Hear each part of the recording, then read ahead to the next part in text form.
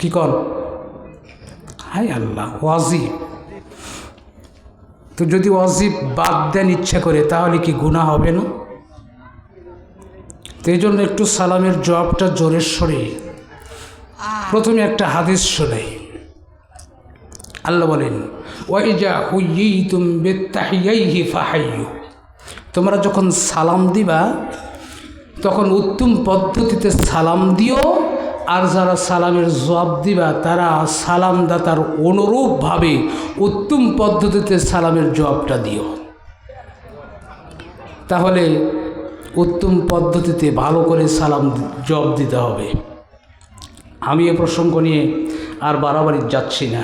প্রধান বক্তা আসবেন, আরও মেহমান যারা আছে আলোচনা করবেন। সালামের জবাবটা একটু স্পষ্টভাবে আমি আপনাদের কাছ থেকে আশা করতে পারি কি? আলহামদুলিল্লাহ, এইটি আর বিরক্ত করব না।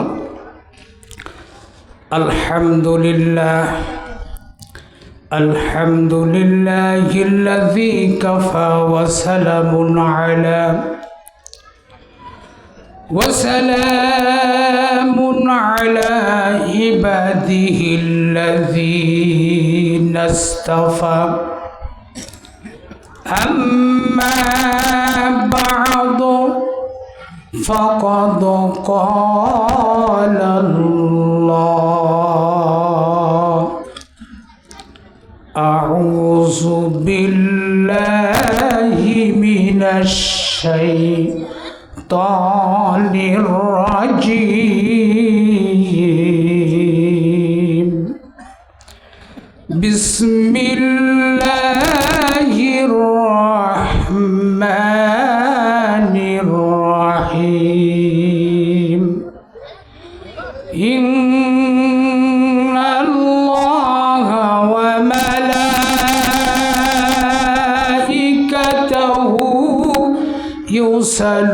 يصلون على النبي يا أيها الذين آمنوا صلوا عليه وسلموا تسليما।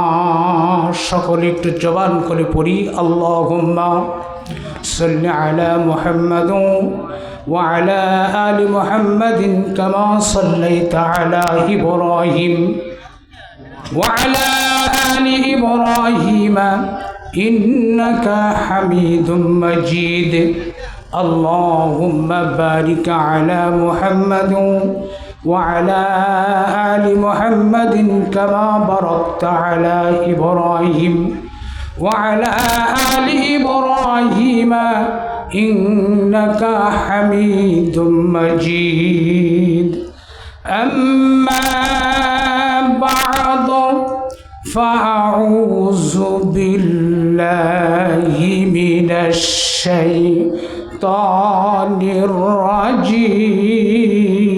الرجيم بسم الله الرحمن الرحيم পারলে একটু পড়েন তো। وعباد الرحمن الذين يمشون على الأرض حولا وإذا خاطبهم الجاهلون قالوا سلاما والذين يعبدون لربهم سجدا وقياما والذين يقولون ربنا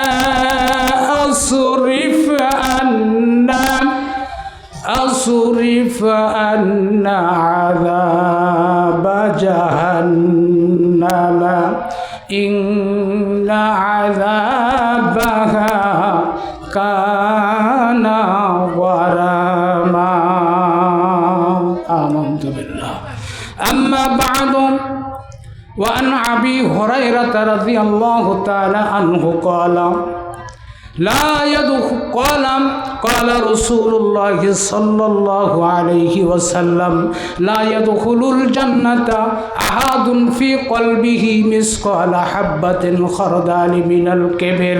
أما بعد، وأن معاذ بن جبل رضي الله تعالى عنه قال أوصاني رسول الله صلى الله عليه وسلم بعشر كلمات قال لا تشركوا بالله شيئا وإن قتلت أو حرقت ولا توكلن والديك وإن أمرك أن تخرج من أهلك ومالك ولا تتركن الصلاة مكتوبة متعمدا فإنه من ترك الصلاة مكتوبة متعمدا فقد برئت منه ذمة الله ولا تسربن الخمر فإنه رأس كل فاحشة وإياك والمعصية فإن بالمعصية حل سخط الله وإياك والفرار من الزهف وإن هلك الناس وإن أصاب الناس الموت أنت فيك الفاصبر وأنفق عليك من التوليد ولا ترفعوا عنهم عصاك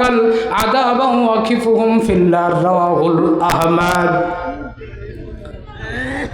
সেরে মনু দুনিয়াদারি সেরে মনু দুনিয়াদারি নইলে পরে বুঝবি যেদিন ধরবি কষে তোরে সেই অন্ধকার কবরে। ঠিক না বেটে? সেরে মনু দুনিয়াদারি সেরে মনু দুনিয়াদারি নইলে পরে বুঝবি যেদিন ধরবি কষে তোরে সেই অন্ধকার কবরে। জিজ্ঞাসিবে মনকার নাকির করবে না তো কাকো খাতির কে প্রভু কে নবীর তোর ছিলি কোন দিনের ওপরে। সব উত্তর দেবে খাটে ইমান জানান তারে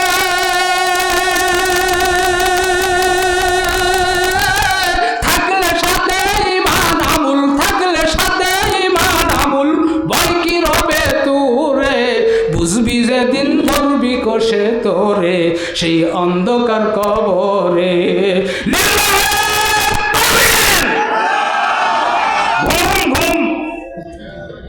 কি কন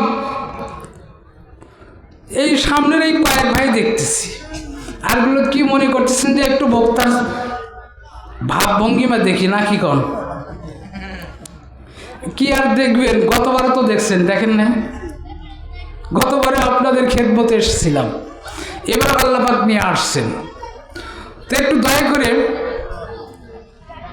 যদি তাকবীর দেন তাহলে খুশি হবে কে? আর যদি না দেন কারা? শয়তান। আচ্ছা, শয়তানকে খুশি করবেন নাকি আল্লাহকে খুশি করবেন আপনারা বলেন তো? যদি আল্লাহকে খুশি করতে চান তাহলে কি মাগনা খুশি এমনি বসে থেকে, না কিছু ঘাম জোরান লাগবে? তাহলে একটু আল্লাহর হস্তে এই কণ্ঠটা কার দেওয়া? আল্লাহর দেওয়া। আল্লাহর দেওয়া কণ্ঠটা আল্লাহর হস্তে একটু ব্যবহার করতে হবে। কি বলেন, পারবেন না? কি বলেন, পারবেন না? আমার একটা স্বপ্ন পূরণ করো ও গো দয়াময়, তোমারই পথে চলতে গিয়ে যেন হয় আল্লাহ, তোমারই পথে চলতে গিয়ে মরণ যেন হয়। আমি অটল যেন থাকতে পারি আল কোরআনের সাথে, ধৈর্য নিয়া ডাকতে পারি দিন কায়েমের পথে। তুমি ধৈর্য দিও সাগর দিও, তুমি ধৈর্য দিও সাগর দিও ও গো দয়াময়, তোমারই পথে চলতে গিয়ে যেন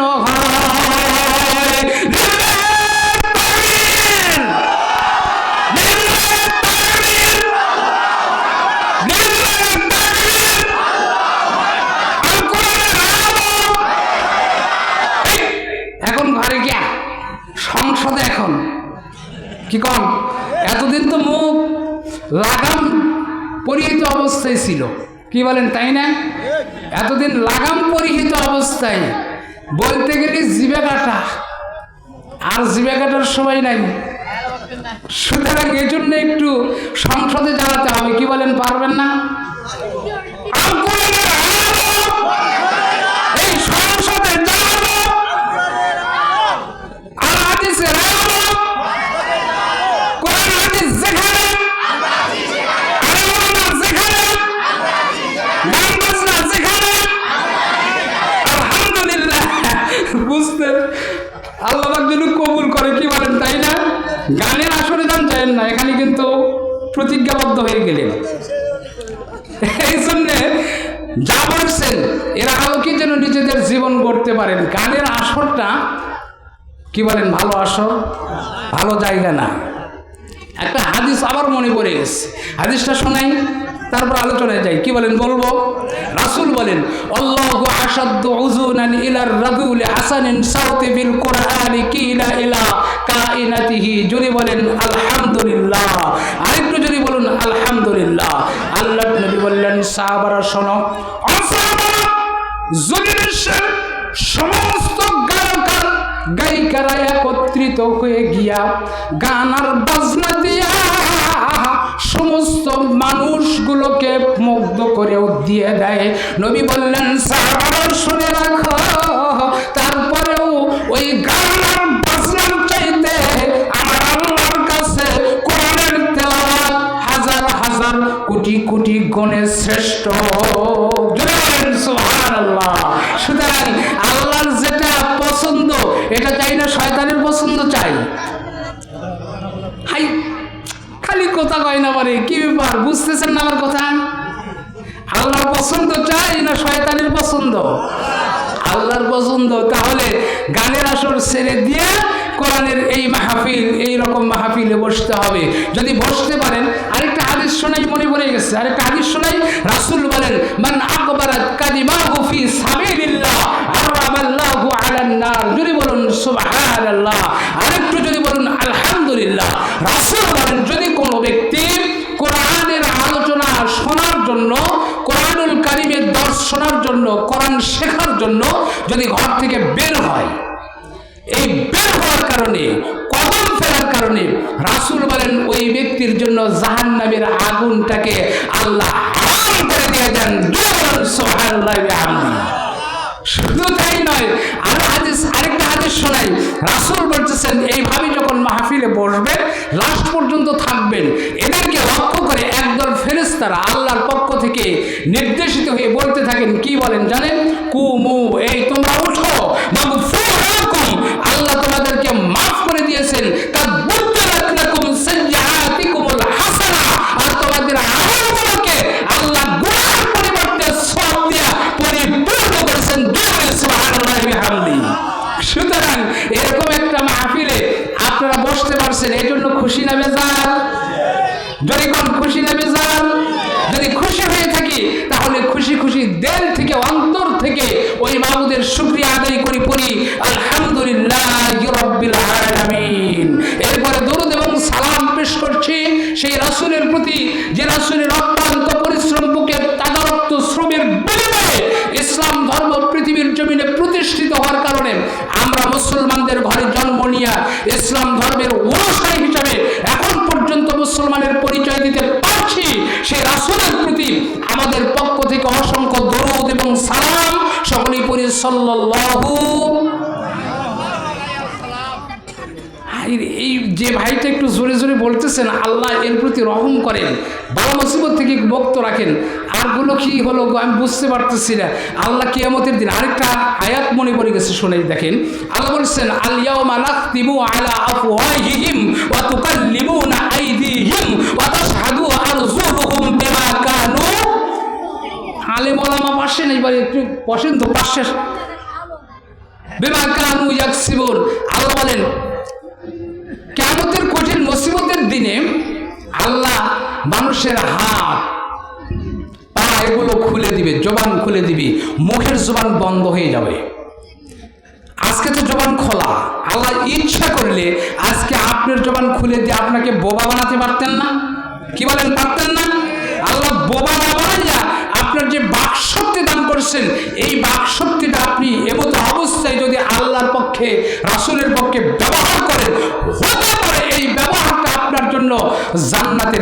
বলেন? হতে পারে না? সুতরাং এই জন্য জবানটা বন্ধ রাখবেন না, একটু জবানটা খুলবেন বাবাজিরা, খুলবেন তো?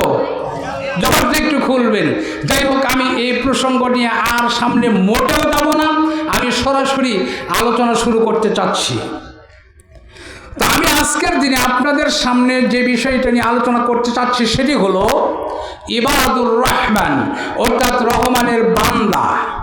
রহমানের বান্দা হতে হলে অনেক গুণ লাগবে, তবে তার মধ্যে থেকে কমের পক্ষে 4টা গুণ যার মধ্যে না আছে সে ইবাদুর রহমান নয়, রহমানের বান্দা সে হতে পারবে না।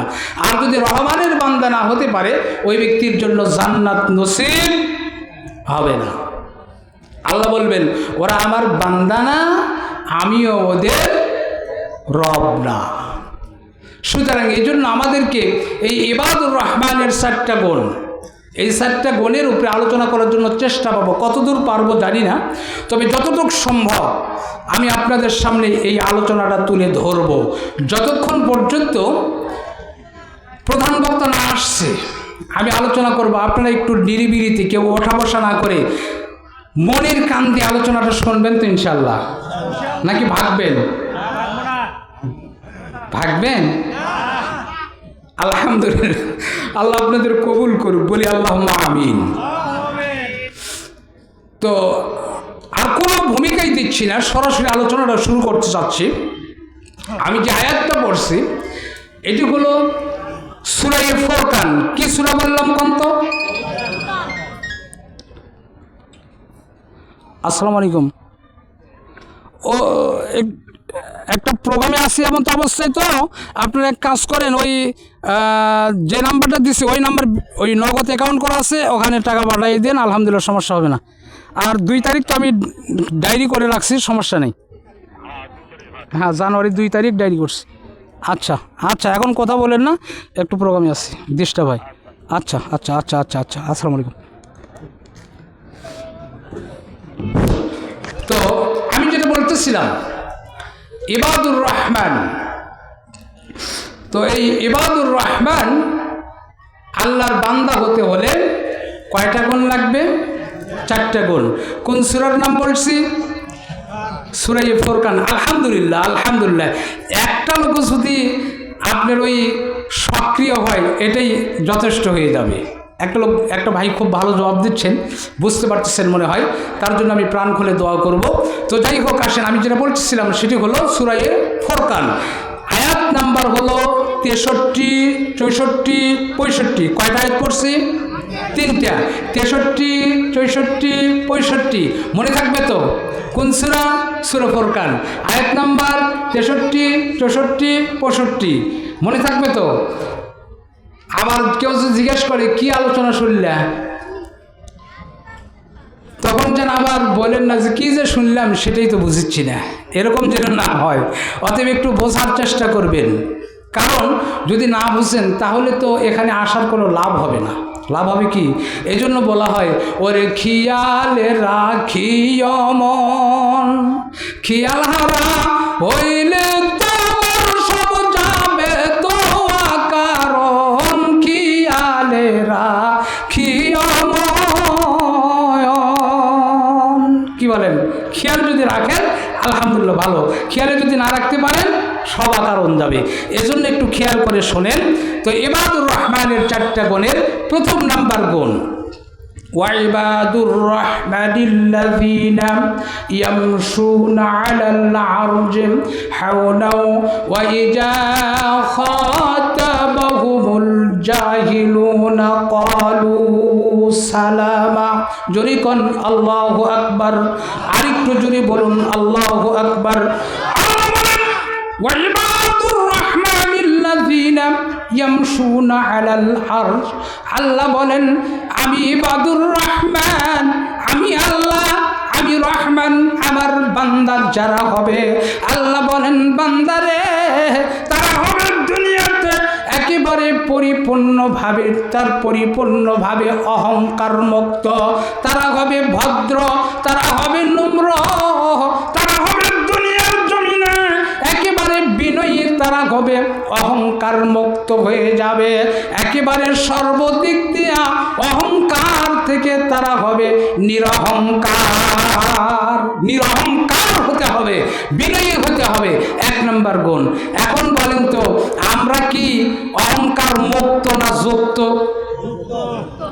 হাইরে খালি যুক্ত না গো, একজন একটু একাডেমিক ডিগ্রি বেশি দিছে, এই একাডেমিক ডিগ্রি বেশি নেওয়ার কারণে এর এতই অহংকার, একটু গ্রামগঞ্জের সাধারণ লোক, সরল সোজা লোক যারা, এরা সালাম দিচ্ছে আসসালামু আলাইকুম ওয়া রাহমাতুল্লাহ, এই সালামের জবাব মনে হয় দিল কি দিল না বোঝাই যায় না, কি বলেন তাই না? একজনের একটু আল্লাহ পাক অর্থ সম্পদ দুনিয়ার জমিনে বেশি দিছে, আপনার প্রতিবেশী কিন্তু এরা অর্থ একটু বেশি হচ্ছে, আপনি হয়তো বা ভ্যান চালান, রিক্সা চালান অথবা দিনমজুরের কাজ করেন, আপনাকে দেখে ওর এতই ভাব আর এতই কথা, আনসোসাল লোক, কোনো কিচ্ছু বোঝে না। ওর সাথে যদি মিশতে যান, কথাবার্তা বলতে যান, এই তুই আমার সাথে মিশবি না, কারণ তুই যদি আমার সাথে মিশিস আমার প্যাস্টিস পাঞ্চাল হয়ে যায়, নষ্ট হয়ে যায়, কি বলেন এরকম না? শুধু তাই নয়, আপনার ভোট পাশে, আপনার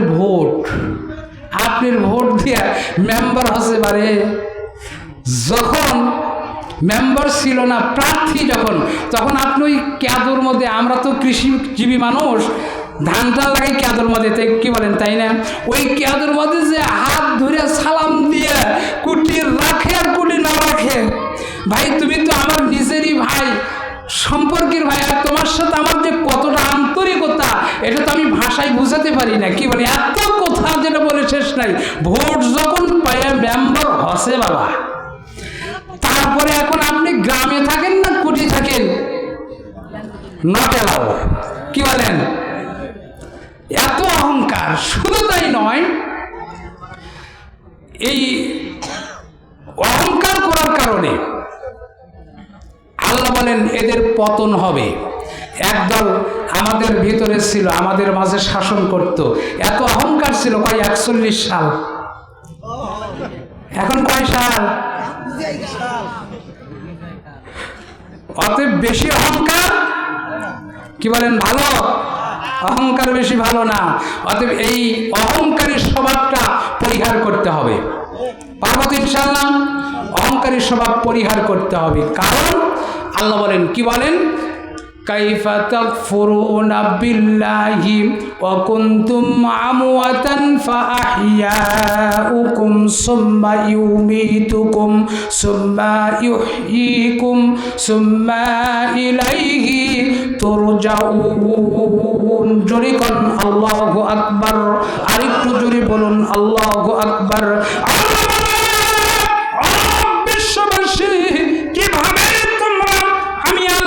সাথে কুফরি করতে পারো, বেঈমানি করো, তাকাব্বুরি করো, ফকর করো, আমি আল্লাহর সাথে কিভাবে তোমরা দুনিয়ার জমিনে চলাফেরা করতে গিয়া অহংকার করো।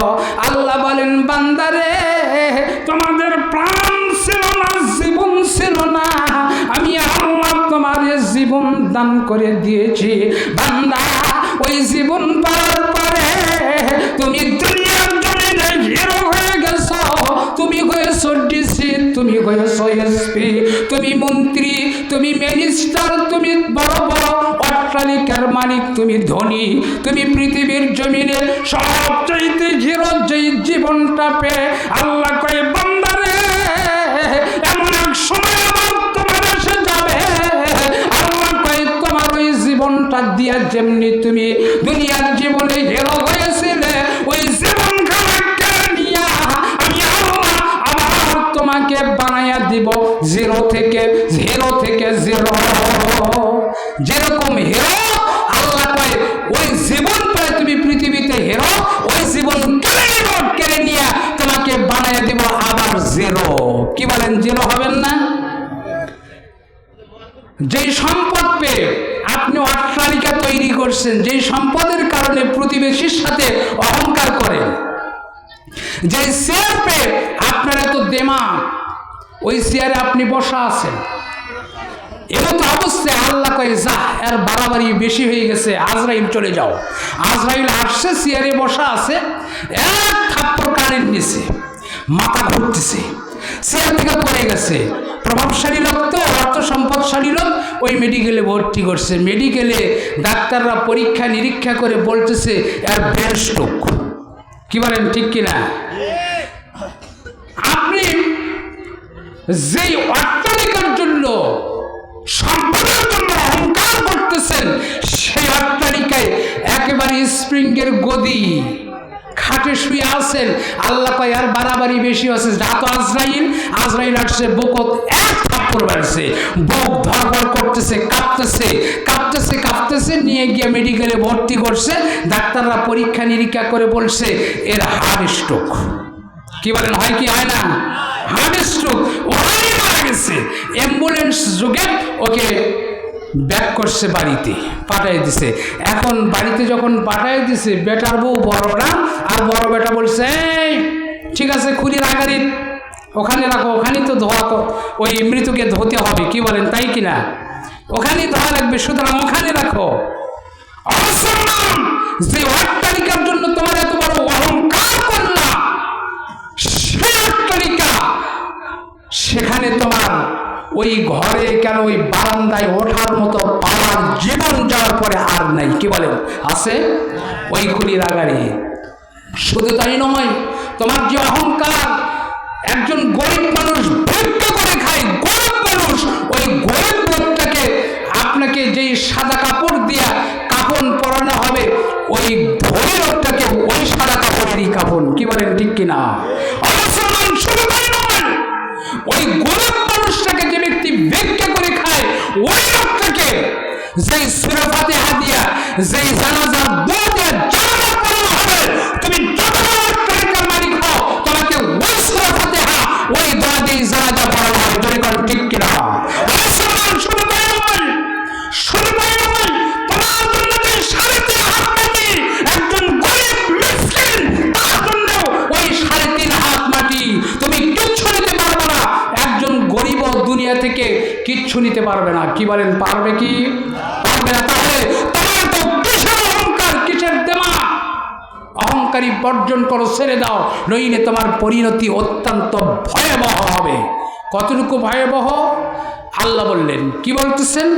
আল্লাহ বলেন ওয়ালা তামশি ফিল আরজি হাওনা ওয়ালা তামশি ফিল আরজি ইন্নাল তামশি ফিল আরজি মারহা ইন্নাল্লাহা ইউহিব্বু মুখতালান ফখুরা। জোরে কোন আল্লাহু আকবার। বিশ্ববাসী, তোমরা খবরদার, দুনিয়ার জমিনে যতক্ষণ জীবন আছে চলাফেরা করো, বান্দারে খবরদার, অহংকার ভরে গৌরব করে এদিক সেদিকে তোমরা কখনো চলাফেরা করবে না বান্দারে, কারণ আমি আল্লাহ তোমাদের অহংকার, তোমাদের ভিতরের যেই দেমাকে গুলো পছন্দ করি না। আল্লাহ যদি পছন্দ না করে তাহলে তার অবস্থান। এবার রাসূলের একটা হাদিস শোনায়। আল্লাহর নবী বললেন লা ইয়াদখুলুল জান্নাতা আহাদুন ফি কলবিহি মিসকালা হাববাতিন খারদালি মিনাল কিবর। নবী বললেন যার অন্তরের মধ্যে সরিষার দানা পরিমাণ অহংকার দেখা যাবে রে, ওই ব্যক্তিটা কখনো কোনো সময়ের জন্য আল্লাহর জান্নাতে প্রবেশ করবে না। জরিকন নাউযুবিল্লাহি মিন যালিক, জান্নাতে যাবে না। তাহলে কোথায় যাবে? আল্লাহ বলেন ফাদখুলু আবওয়াবা জাহান্নামা খালিদিনা ফিহা ফাবিসা মাসওয়াল মুতাকাব্বিরিন। জরিকন আল্লাহু আকবার। অহংকার করো, গৌরব করো, যারা তাকাব্বুরি করো, ফকর করো, আল্লাহ কয় বান্দারে আমি আল্লাহ তাদের জন্য আমার পক্ষ থেকে সুস্পষ্ট নোটিশ দিয়ে দিলাম। আল্লাহ বলেন ফাদখুলু, তোমরা জাহান্নামের ভেতরে প্রবেশ করো, জাহান্নামের দরজা দিয়ে প্রবেশ করো। ফিহা, আর ওই জাহান্নাম তোমাদের জন্য চিরকালের জন্য, অনন্তকালের জন্য নির্ধারিত। আল্লাহ কয় বান্দারে, আর ওই জাহান্নামটা তোমাদের জন্য একেবারে সবচাইতে নিম্ন স্তরের ভয়াবহ জায়গা, সবচাইতে খারাপ জায়গা। এই জায়গায় তোমরা যারা অহংকার করছো তারা প্রবেশ করো। এই জন্যই তো সাহাবায়ে কেরাম যারা তারা যেই চরিত্র করেছিলেন, এই চরিত্রটা ছিল একদম নিরহংকার চরিত্র। এবারে ঐতিহাসিক একটি ঘটনা আপনাদের সামনে নিয়ে আসার জন্য চেষ্টা করছি। তাদের চরিত্রটা কেমন ছিল দেখেন। হজরতে ওমর ফারুক, নাম শুনছেন না? ইসলামের দ্বিতীয় খলিফা। আরে আপনার আমার মতো তো না, অর্ধ পৃথিবীর খলিফা হজরতে ওমর ফারুক।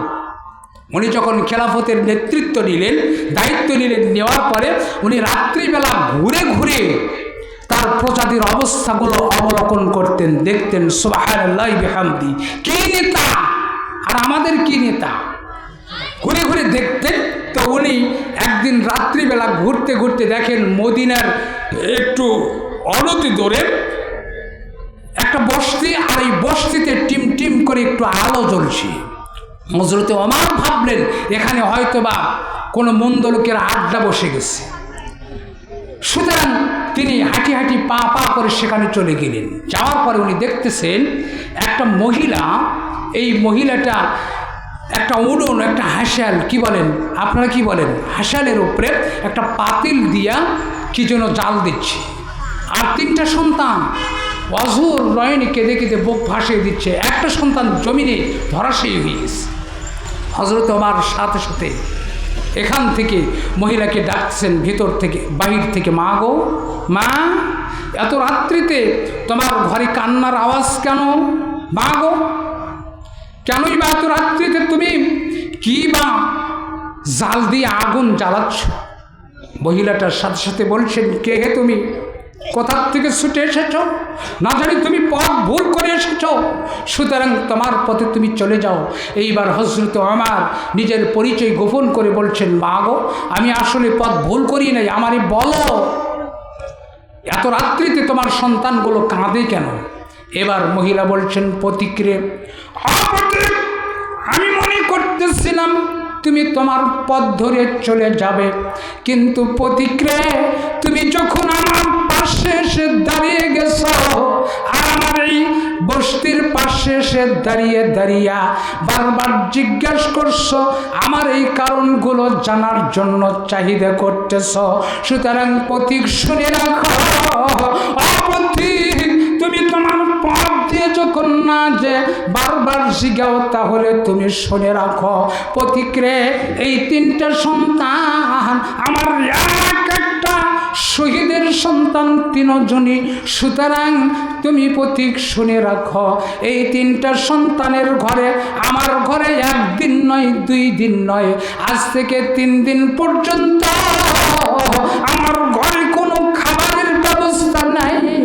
সন্তানগুলো ক্ষুধা তৃষ্ণায় মনে হয় প্রাণ বেরিয়ে যাবে।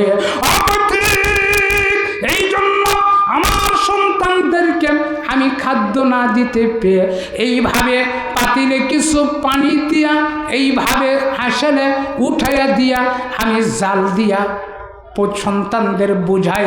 এইবার পথিক কয়, তুমি যখন এইভাবে বুঝাচ্ছ তাহলে শুনে রাখো, এই সন্তানগুলোর মধ্যে একটি সন্তান দেখছি জমিনে ধরাশায়ী কেন? এইবার মহিলা কয়, তাহলে পথিক শুনে রাখো, ওই সন্তানটা 3 দিন ধরে খাদ্য না থাকার কারণে এমনভাবে ক্ষুধা তৃষ্ণায় কাতর হয়ে গেছে, জমিনে ধরাশায়ী হয়ে গেছে।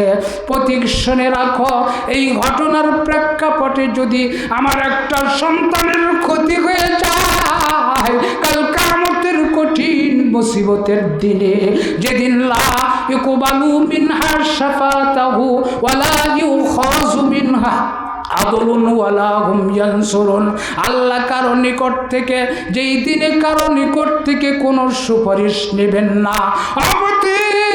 যেই দিনে আল্লাহ কারো নিকট থেকে কোনো বিনিময় গ্রহণ করবেন না, ওই কঠিন মুসিবতের দিনে আমি আল্লাহর দরবারে কঠিন আদালতে হযরত ওমরের বিরুদ্ধে মামলা দায়ের করে দিব। হযরত ওমর সঙ্গে সঙ্গে এইবার দুচোখের পানি ছেড়ে দিয়া একেবারে অঝুর নয়নে কেঁদে কেঁদে দাড়ি মোবারকটা ভিজাইয়া দিচ্ছেন। আমার বাবাজিরা, আমার ভাইয়েরা, মায়েরা, বোনেরা, হযরত ওমর কান্দে আর দুই চোখ দিয়া পানি দরদর করে পড়ে, কপাল দিয়া ঘেমে ঘেমে ঘামগুলো টস টস করে জমিনে পড়ছে। আমার বাবাজিরার সঙ্গে সঙ্গে হযরত ওমর আর স্তব্ধতার ভূমিকা পালন করতে পারেন না। হযরত ওমর সঙ্গে সঙ্গে দ্রুত ছুটে চললেন রাজপ্রাসাদের দিকে গিয়া এইবার খাদ্য গুদামের পাশে দাঁড়িয়া তার নিজস্ব খাদেম হযরতে আসলামের ডাকে আর কয়ে, রে আসলাম, আর কাল বিলম্ব করবি না। আসলাম রে, ও আসলাম ছুটে আসো, আমি ওমরকে আমার জাহান্নামের আগুন থেকে বাঁচা। ও আসলাম, আমার জাহান্নামের আগুন থেকে পরিত্রাণ দাও। আসলাম রে, আমার বিরুদ্ধে কিয়ামতের কঠিন মুসিবতে মামলা হবে। ও আসলাম, খাদ্য গুদামের দরজাটা খুলে দিয়ে দাও, আর খাদ্য গুদাম থেকে এক বস্তা বের করে দিয়া আমি ওমর আমার মাথায় তোমরা উঠাইয়া দিয়ে দাও। আসলাম কয়, আমিরুল মুমিনিন, আপনি তো খলিফাতুল মুসলিমিন, সুতরাং আপনি আটার বস্তাটা আপনার মাথায় বহন করবেন না। আমিরুল মুমিনিন, সুতরাং কাটার বস্তাটা আমি আসলাম আমার মাথায় উঠাইয়া দিয়ে দাও। আমি নিজেই নিয়ে গিয়া ওই মদিনার বস্তিতে আমি আসলাম পৌঁছাবো। সুতরাং তোমাদের নিয়ে যাওয়ার, আপনাদের নিয়ে যাওয়ার কোনো প্রয়োজনীয়তা নেই। হযরতে ওমর কয়, আসলাম রে, কাল কিয়ামতের কঠিন মুসিবতের দিনে যদি মামলা দায়ের হয়ে যায়, আমি ওমরের বিরুদ্ধে মামলা হবে, আমি আমাকে সেই মামলায় দাঁড়াতে হবে। সুতরাং আসলাম রে, আমাকে যেতে দাও, আমি নিজেই আটার বস্তা বহন করব। আমার বাবাজিরা, হযরতে ওমর নিজে আটার বস্তাটা মাথায় নিয়ে মদিনার বস্তিতে এমতো অবস্থায় পৌঁছাইয়া দিলেন। আর মহিলারে ডাকে আর কই, মা, আমি তোমার ঠিক মতো সংবাদ গ্রহণ করতে পারি নাই। মা গো, এই আটার বস্তা থেকে তুমি আটা বের করে নিয়ে তোমার সন্তান সন্ততিদের খাওয়াও। এই বলে তিনি সেখানে দাঁড়িয়ে রয়ে গেছেন। এবার আসলাম করে, আমিরুল মুমিনিন, ও খলিফাতুল মুসলিমিন, আপনি কিভাবে কতক্ষণ পর্যন্ত এইভাবে দাঁড়াইয়া দাঁড়াইয়া সময় অপচয় করে দিবেন? আমিরুল মুমিনিন, আপনাকে তো মদিনার মসজিদে ইমামতের দায়িত্ব পালন করতে হবে। সুতরাং ছুটে আসেন, মনে হয় কিছুক্ষণ পরে আযান হয়ে যাবে। হযরতে ওমর কয়, আসলাম, আমি যতক্ষণ পর্যন্ত এই মহিলার আর সন্তানদের মুখের হাসিগুলো না দেখতে পাবো, আসলাম রে, আমি ওমর কখনো যাব না, আমি শান্ত ক্ষান্ত হতে পারি না। এই বলে হযরতে ওমর সেখানে দাঁড়িয়ে রয়ে গেলেন। এইবার এইভাবে দাঁড়িয়ে থাকতে থাকতে এবার যখন তাদের মুখের হাসি ফুটেছে, হযরতে ওমর মদিনায় মসজিদে গিয়া ইমামতি করে ফজরের সালাত আদায় করালেন। এবার আদায় করার পরে ঘুরে বসলেন, সমস্ত মুসল্লিদের লক্ষ্য করে বলছেন, মুসল্লিরা, ও মুসল্লিরা, ও মদিনার মুসল্লিরা, খবর দাও, কেউ তোমরা এখান থেকে এক পা পর্যন্ত সামনে যেতে পারবা না, কেউ লড়বা না। যেই যেখানে রয়েছে সেই সেখানে অবস্থান করবা। ও মদিনার মুসল্লিরা, তোমাদের সামনে একজন জঘন্যতম অপরাধীর বিচার করা হবে। এইবার সমস্ত মানুষেরা হতভম্ব, না জানি ওমর রাত্রিবেলা কার কোন দুর্দশা দেখে ফেলেছে। সকলে হতভম্ব হয়ে অপরূপ নেতৃত্বে ওমরের দিকে তাকিয়ে রয়েছেন। আমার বাবাজিরা, আমার ভাইয়েরা, মায়েরা, বোনেরা, হওয়ার সাথে সাথে এইবার রাজপ্রাসাদ থেকে, মদিনার মসজিদ থেকে এইবার তিনি বলছেন, শোনো, মদিনার অনতি দূরে মদিনার বস্তিতে দেখবে একজন মহিলা, তার 3টা সন্তান। ওই মহিলাটিকে এমতো অবস্থায় আমার পাশে নিয়ে আসবে, নিয়ে আসার পরে আমি তোমাদের সামনে বিচারটা করে দিব। মদিনার মসজিদের লোকেরা সঙ্গে সঙ্গে ওই বস্তিতে চলে গেছেন। মদিনার বস্তিতে গিয়ে যখন মহিলাকে বলছেন, আমার ডাকছে, মসজিদের মহিলার সাথে সাথে বলছেন, মনে হয় আমার বিরুদ্ধে ওই পথিক রাত্রি দেখেছে, আমি যে ওমরের গলায় রশি লাগাতে চেয়েছিলাম, আমার জানি মনে হয় পথিকটা ওমরের কাছে গিয়া সংবাদ পৌঁছে দিয়েছে, যার জন্য আমাকে ওই নিয়ে যাওয়ার জন্য দূত পাঠানো হয়েছে। ভয়ে থরথর করে কাঁপছে, মহিলা কাঁপতেছে। এবার তাকে নিয়ে যাওয়া হলো মদিনার মসজিদে। মদিনার মসজিদে মহিলাটা যাওয়ার পরে বিচার হবে। এবার মহিলা বলছেন, আমিরুল মুমিনিন, আপনি আমারে মাফ করে দিবেন। এবার আমিরুল মুমিনিন বলছেন, মা গো, আসলে মাফ নেওয়ার জন্য আপনার কথা না, আমারই কথা, কারণ আমি আপনার কাছে ভুল করে ফেলেছি, আমি আপনার সংবাদ ঠিকমতো নিতে পারি নাই, সুতরাং মাফ করে দিবেন। এই বলে এইবার মহিলাকে বলছেন, মহিলা শোনো, আমি তোমার সঠিকভাবে সংবাদটা গ্রহণ করতে না পারাই দুঃখিত। আর তোমারে বলছি, এই যে আমার হাতে রশি রয়ে গেছে, আজই গামছা রয়ে গেছে, এই গামছা তোমার হাতে দিলাম, তুমি গামছাটা আমার গলায় লাগাইয়া মদিনার সব মানুষের সামনে টানা হেঁচড়া করো। কিন্তু মা গো, খবরদার, কাল কিয়ামতের কঠিন মুসিবতের দিনে আমার আল্লাহর সামনে আমার বিরুদ্ধে মামলা দিয়া আসামি বানাইবা না। কি তাদের চরিত্র, কি তাদের অবস্থান! পৃথিবীর খলিফা আটা নিয়ে যাই মাথায় করে। অহংকার আছে? কি বলেন, অহংকার আছে? অহংকার নাই। তাই তো বলি, ওরে এমন জীবন করে গঠন, এমন জীবন করে গঠন, মরিলেও আসিবে তুমি, কাঁদিবে এ ভুবন। ওই জিন্দেগি করতে হবে। হযরত ওমর চলে গেছেন, কিন্তু তার কথা, তাদের চরিত্রের কথা স্মরণ করে আজও মানুষ কাঁদে। কি বলেন, কাঁদে না? আর আপনি আমি যদি মারা যাই, লোকে যদি শোনে, কি বলে জানেন? কি ওই হুডনগর গ্রামের আব্দুল্লাহিল কাফি মাওলানা মারা গেছে, বলে হ ভালো আছে, সোজা জুলুম জ্বালাইনি বাবা, ওর জ্বালানোর থেকে যে অব্যাহতি পাইছি, আলহামদুলিল্লাহ। দেখছেন কি অবস্থা আমাদের? সুতরাং এই ধরনের জিন্দেগি করা যাবে না। ওই জিন্দেগি করতে হবে যেই জিন্দেগির জন্য মানুষে কাঁদবে। আপনি মারা যাবেন, জান্নাতি হয়ে যাবেন, আপনি জান্নাতের মেহমান। বাবা গো, দুনিয়ার জীবনে আপনি তো হাসবেন, হাসার পরই কাঁদতে হবে। কি বলেন, তাই না? একবার কাঁদবেন, আরেকবার হাসবেন। যেখানে হাসি আর কান্না এই দুইটা স্থির নয়, এখনই কান্না এখনই হাসি, সেইটার নাম হলো দুনিয়া। কি বলেন, ঠিক কিনা? যেখানে হাসলে আর কখনো কাঁদবেন না, আর কাঁদবে যারা গো, তারা আর জীবনে কোনো দিন হাসবে না।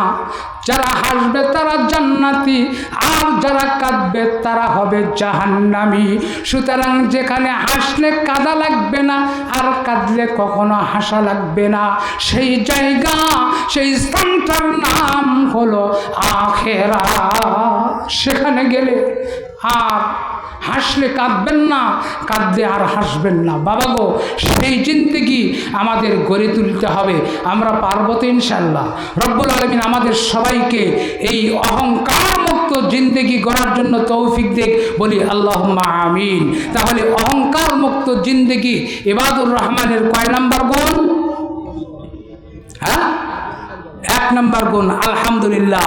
এরপরে 2 নাম্বার গুণ, আল্লাহ বলছেন আলাল আরজাহুনা ওয়া ইযা খাতাবাহুমুল জাহিলুনা ক্বালু সালামা। জোরে কোন আল্লাহু আকবার। এরপরে 2 নাম্বার গুণ হলো, আল্লাহ বললেন যারা আমি রহমানের বান্দা হবে তাদের জন্য 2 নাম্বারের গুণ হলো ওয়াইজা খাতাবাহুমুল জাহিলুনা ক্বালু সালামা। যখন জাহেল লোকেরা, মূর্খ লোকেরা, অজ্ঞ লোকেরা যখন গালিগালাজ করবে, ওই সমস্ত ইবাদুর রহমান যারা, আল্লাহ বলেন আমি আল্লাহ, আমি রহমান, আমার বান্দা যারা হবে তারা কখনো ওই সমস্ত গালিগালাজের প্রতিবাদ করবে না, পাল্টা গালি দিতে পারবে না। কি বলেন, আমরা কি পাল্টা গালি দেই কি দেই না? পাল্টা গালি দেওয়া যাবে না। একজন গালি দিচ্ছে, আপনি তার সাথে ঝগড়ায় লিপ্ত হবেন না। কারণ রাসূলের আরেকটা হাদিস শোনার মতো অবস্থায় রাসূল বলেন সিবাবুল মুসলিমের ফুসুকুন ওয়া কিতালুহু কুফরুন। যদি বলুন আলহামদুলিল্লাহ, আরেকটু যদি বলুন সুবহানাল্লাহি বিহামদি। অর্থ হলো রাসূল বলেন সিবাবুল মুসলিমে ফুসুকুন, এক মুসলমান অপর মুসলমান, এক মুসলমান আরেক মুসলমানের সাথে ঝগড়া করাটা হলো কি? ফাসিকি। এটা হলো ফাসিকি।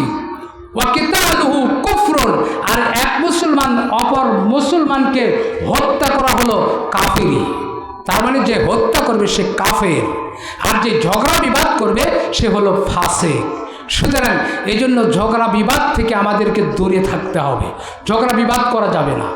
ঝগড়া বিবাদ করলে আমল নষ্ট হয়ে যায়। আরেকটা হাদিস শুনে মর্মে রাসূলের এক ব্যক্তি ইল্লা ফুলানাতা ইয়াজকুরু মিন কিল্লাতিস সালাতিহা ওয়া সিয়ামিহা ওয়া সাদাকাতিহা গায়রা আন্নাহা লা তুজিবু বিজিরানিহা ওয়া লিসানিহা ক্বালা হিয়া ফিল জান্নাহ ওয়া ক্বালা আখার, অপর ব্যক্তির কথা বললেন ইল্লা ফুলানাতা ইয়াজকুরু মিন কাসরাতিস সালাতিহা ওয়া সিয়ামিহা ওয়া সাদাকাতিহা গায়রা আন্নাহা তুজিবু বিজিরানিহা ওয়া লিসানিহা ক্বালা হিয়া ফিল জান্নাহ। যদি বলি আলহামদুলিল্লাহ।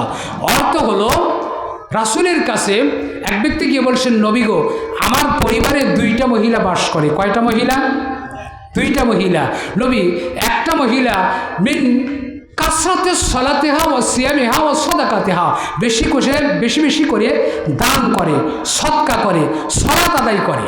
কিন্তু নবী তার মুখের বচন ভালো না, মানুষকে গালি দেয়।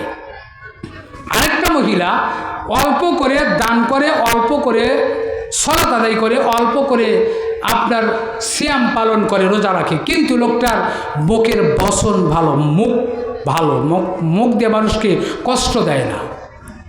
নবী এদের ব্যাপারে ফয়সালাটা কি দেখেন। এখন ফয়সালা কি দেয় রাসূল?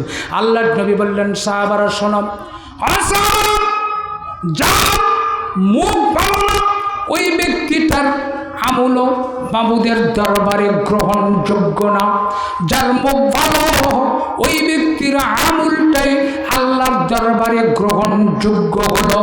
সুতরাং যারা কই বেশি বেশি করে সদকা দান করে কিন্তু মুখ ভালো না হওয়ার কারণে ওর ওই সমস্ত আমলগুলো আল্লাহ বরবাদ করে দিয়া লোকটারে জাহান্নামের আসামি বানাইয়া দিয়ে দিবেন। আর যার মুখ ভালো কিন্তু মুখ দিয়া কিন্তু তারা আমল অল্প অল্প দান করে, সদকা করে, অল্প পরিমাণে সিয়াম করে, অল্প পরিমাণে লোকটা সালাত আদায় করে, কিন্তু লোকটার মুখের বচন ভালো হওয়ার জন্য নবী বললেন সাহাবারা শুনে রাখো, আমার আল্লাহ ওই বান্দাটাকে জান্নাতের মেহমান বানায়া দিবে। জয় বলুন সুবহানাল্লাহি বিহামদি লিল্লাহি তাকবীর। এইটা হলো ইবাদুর রহমানের 2 নম্বর গুণের অংশ। তারপরে কি করবে এরা? গালি তো দিবেই না, না দিয়ে কি করবে? ক্বালু সালামা। তারা কি করবে? যে গালি দিছে তাকে সালাম দেবে, আসসালামু আলাইকুম বলে সালাম দিয়ে বিদায় নেবে। কিন্তু আমরা কি তাই করি ভাই?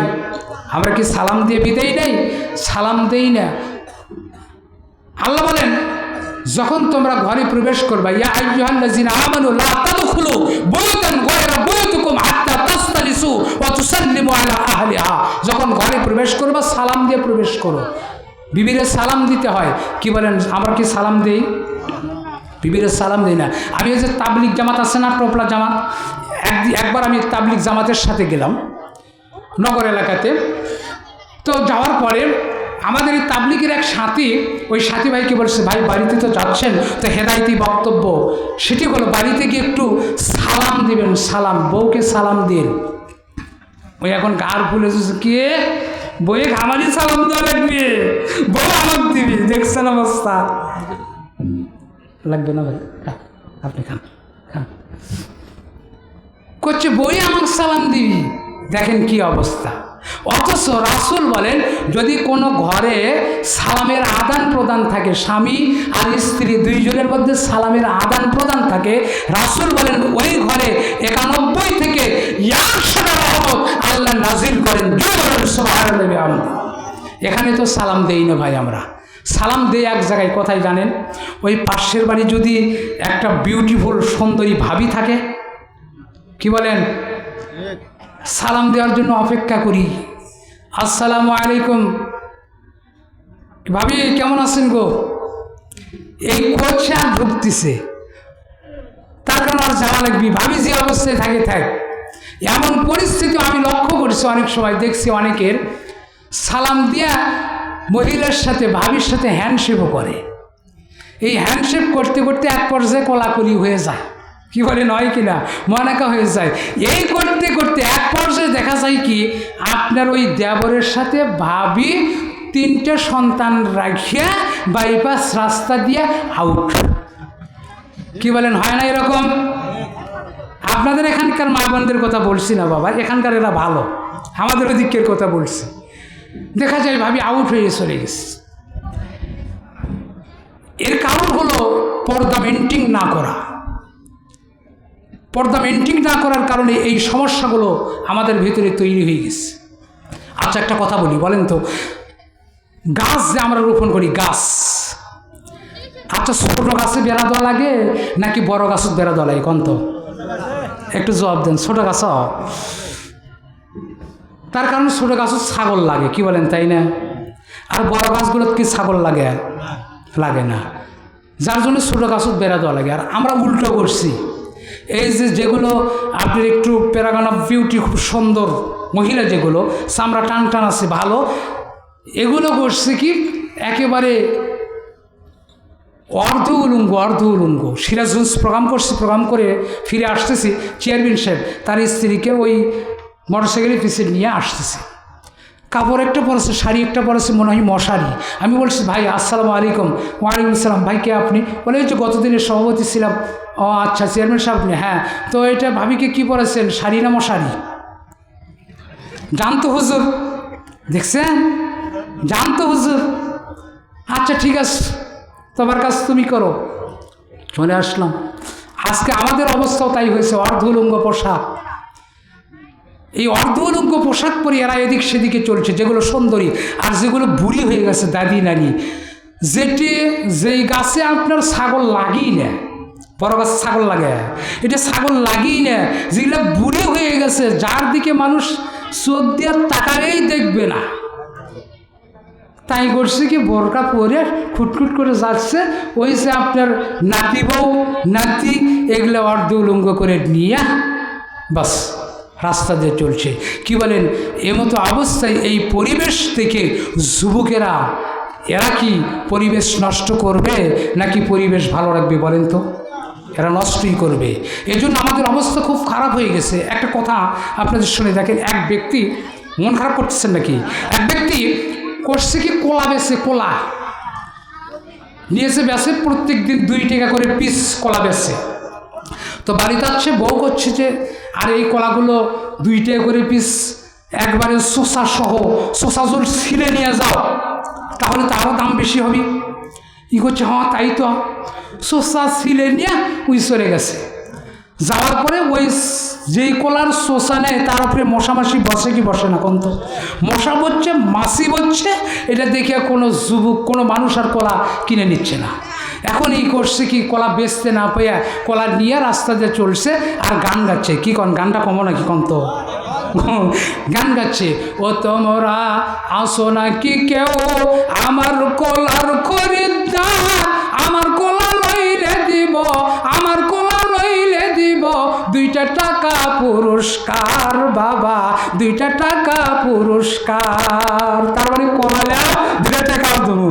এখন যুবক সরবল কয় বাপরে কলা দিবি আবার টাকাও দিবি, কি কর কলা যা হোক নিয়ে পাশে ডাস্টবিনে নিক্ষেপ করো, ফেলে দেবো, টাকা 2টা তো পকেটে, কি কর ঠিক কিনা? বাস কলা নিয়ে চলে গেছে। আজকে আমি মনে করি এই যে মহিলাদের পর্দার ভিতরে থাকার কথা, সোসার ভিতরে থাকার কথা, এই সোসা ফেলে দিয়ে এরা উলঙ্গ হওয়ার কারণে এদের দাম কমে গেছে। এখন এদের একটা গান আছে, কি বলেন কমনে কি কন? ও তোমরা আসো নাকি কেউ আমার বিয়ের করে দাও, আমার মেয়ে লইলে দিব, আমার মেয়ে লইলে দিব একটা হুন্ডা পুরস্কার, একটা খাটু পুরস্কার, একটা ফ্রিজ পুরস্কার। ঠিক না বেটি? কি বলেন? তাই হয়ে যায় নাই? একজন মেয়েকে আপনি মাথার গান পায়ে ফেলে বছরের পর বছর তাকে লালন পালন করার পরে ওই মেয়েটাকে একটা যুবকের হাতে তুলে দেবেন, সাথে সাথে একটা যুবকের হাতে আপনার মেয়েকে তুলে দিতে হচ্ছে। যদি বলেন ঠিক না বেটি? শুধুমাত্র কারণ হলো বেপরদায় চলাফেরা করা। আর জন্য দোষী আমরা পুরুষেরা। কি বলেন ঠিক না বেটি? আমরা পুরুষেরা দোষী। কেন দোষী একটু বুঝাতে হবে তো, কি বলেন? কেন দোষী শোনেন আপনি। জি জি ভাই কি হলো?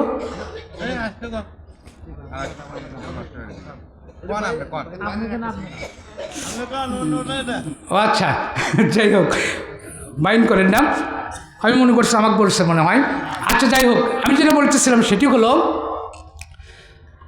ওই আপনার আমরাই দোষী এর জন্য। কি বলে এটা বলতেছিলাম না, আমরা পুরুষেরা দোষী। কেন দোষী দেখেন, আমার মোটরসাইকেল চালাই না, মোটরসাইকেল চালাই, মোটরসাইকেল চালাতে গিয়ে যদি অ্যাক্সিডেন্ট হয় মোটরসাইকেলের দোষ না আমার দোষ? কোন মোটরসাইকেলের দোষ না আমার দোষ? আমার দোষ।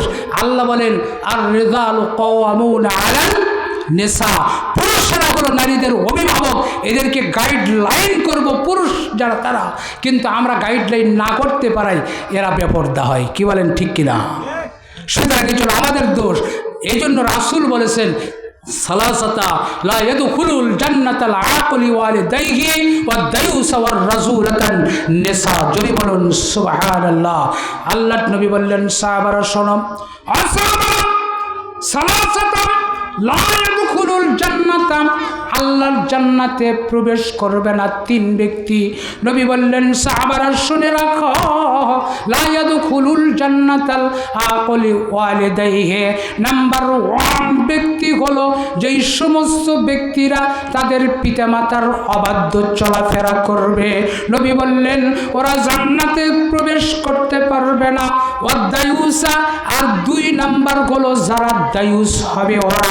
আর দায়ুস হলো যেই সমস্ত পুরুষেরা তাদের অধীনস্থ মেয়েদেরকে কন্ট্রোল করতে পারবে না, পর্দায় রাখতে পারবে না, ওই সমস্ত পুরুষেরা হলো দায়ুস। সুতরাং এদের জন্য জান্নাত হারাম হয়ে যাবে।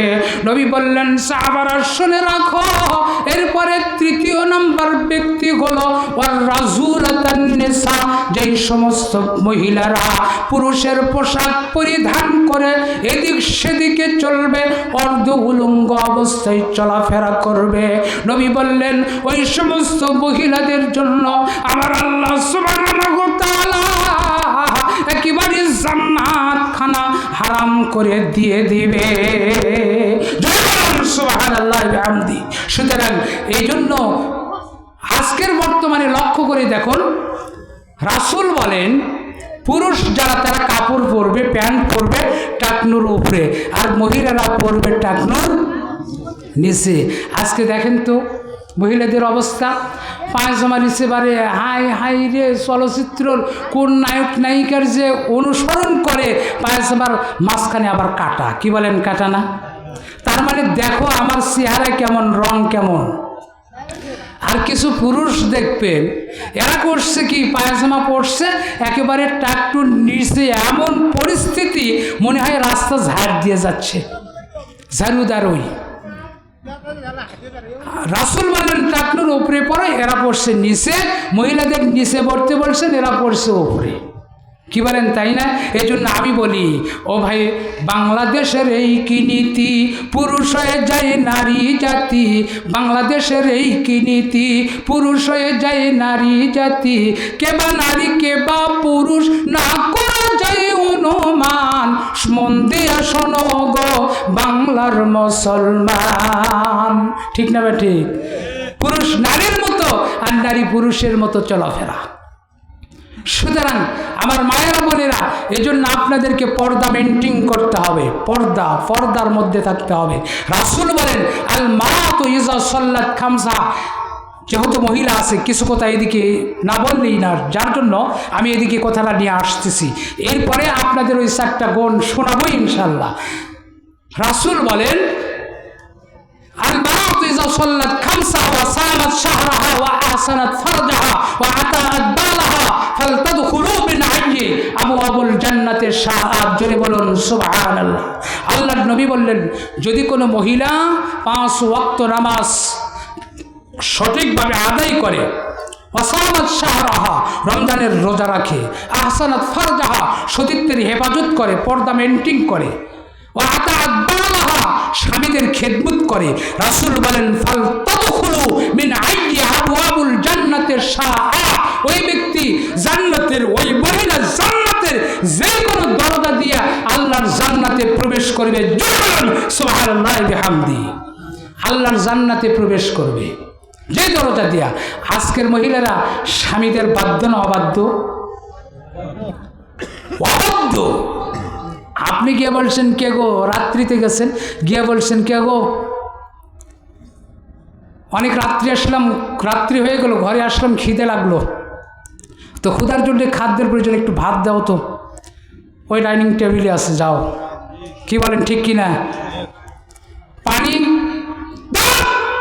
শীতের মধ্যে এত বিরক্ত করো না, পানির পাশে চোখে দেখো না,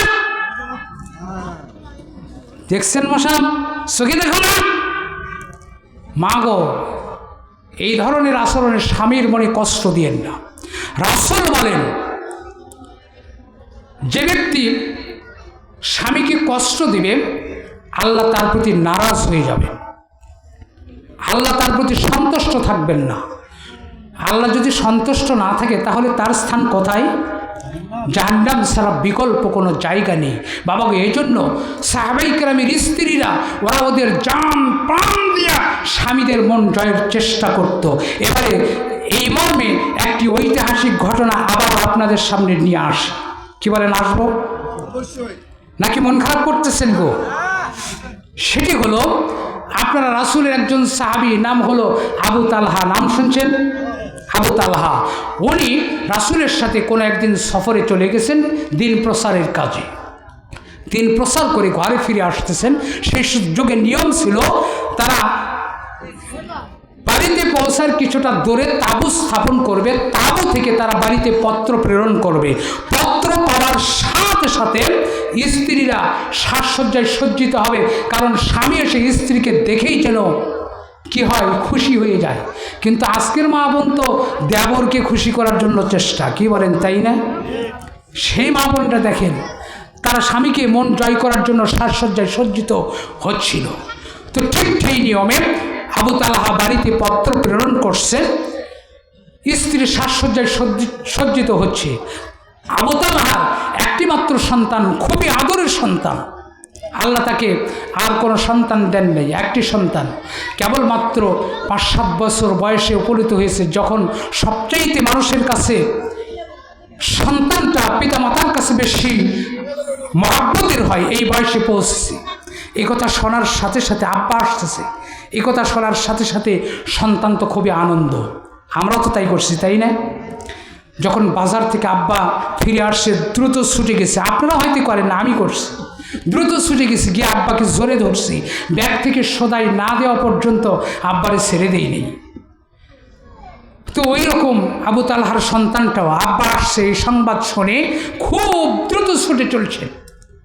হঠাৎ করে ওপর থেকে থেকে নিচে পড়ে গিয়া এই সন্তানটা জীবনের শেষ নিঃশ্বাস ত্যাগ করলেন। জোরে বলুন ইন্না লিল্লাহি ওয়া ইন্না ইলাইহি রাজিউন।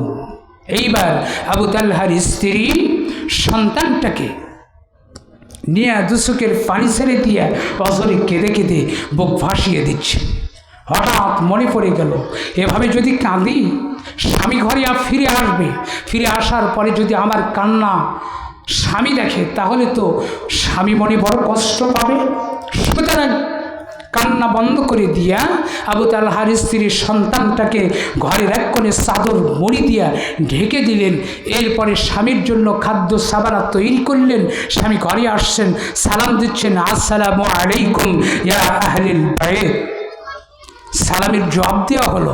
স্বামী ঘরে গেলে আবু তালহার স্ত্রী সাথে সাথে খাদ্য সাবানাগুলো তৈরি করে নিয়ে গিয়ে স্বামীর সামনে দিচ্ছে। আবু তালহা বলছেন, বিবিরে এমনিভাবে আমাদের তুমি খাদ্য খাওয়ানোর জন্য যতবার চেষ্টা করো না কেন, বিবিরে আমি কখনো তোমার খাদ্যগুলা আমার মুখে দিতে পারবো না, আমি ভক্ষণ করব না, খাবো না, আমি পানীয় পানাহার করব না, কারণ আমার একমাত্র হৃদয়ের ধন, একমাত্র কলেজের টুকরোর সন্তান যাকে আমি আমার প্রাণ দিয়া, আমি আমার জীবন দিয়া যারে ভালোবাসি, যতক্ষণ পর্যন্ত আমি ওই সন্তানটারে আমার কাছে না পাবো আমি ততক্ষণ কখনো খাদ্য খাবো না।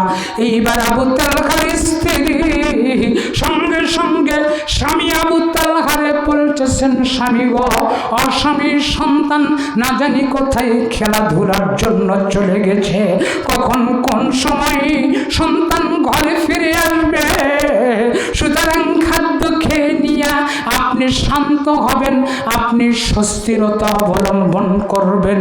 আমার বাবাজিরা সঙ্গে সঙ্গে হযরত আবু তালহা সেইবার বিবিরে বলছেন, বিবিরে সন্তান যতক্ষণ পর্যন্ত আমার ঘরে ফিরে নিয়ে আসবে খাদ্য খাবো না, আমি পানীয় পানাহার করব না, সুতরাং সন্তান যখনই আমার কাছে আসবে আমি তখনই খাদ্যগুলো খেয়ে তৃপ্তি নিব। এইবার আবু তালহার স্ত্রী সঙ্গে সঙ্গে হিকমত করে বোঝাচ্ছেন, স্বামী গো,